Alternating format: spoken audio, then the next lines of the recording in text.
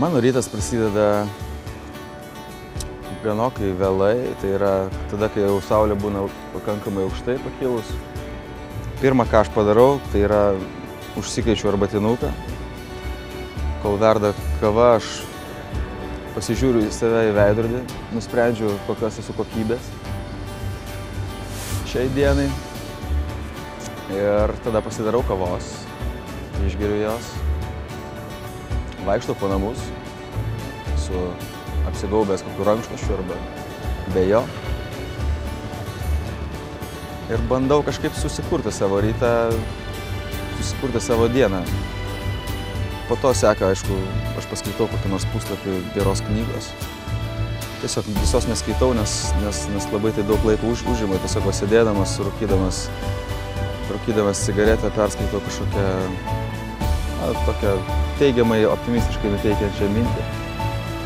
Ir stengiuosi pasikrauti tai dienai jai.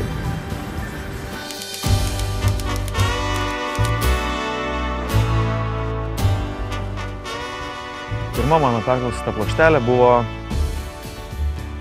kiek aš prisimenu, skolinta iš draugo, iš kaimyno. Kažkokia pasaka apie bebenčiuką ir kvailutę. Pirmą kasetę, kada buvo tai labai populiaru. Aš labai gerai prisimenu, kai su mama užėjome į tokią įrašų parduotuvę, kurioje buvo galima užsisakyti, įsirašyti bet ką, ko tikrais užsigeidi. Tai kažkodėl tai man tuo metu atrodė, kad grupė Hyperbolė yra labai verta dėmesio. Tai va, pirmoji kasetė buvo Hyperbolės kažkoks dainų rinkinys su labai blogų įrašų ir labai bloga kokybė.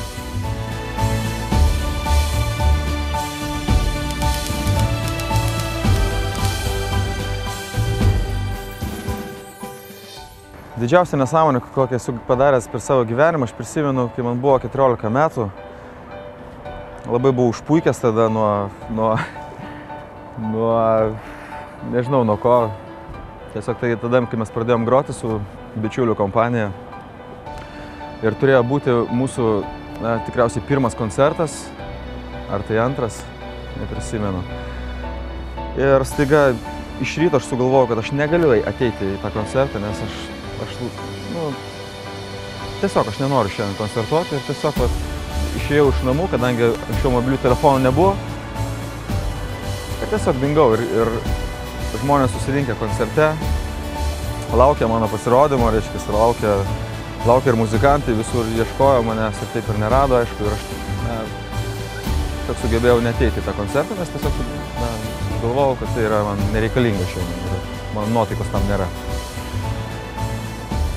Aišku, buvau išmestas iš grupės iš karto, bet tai vat tokį įvykį esu turėjęs.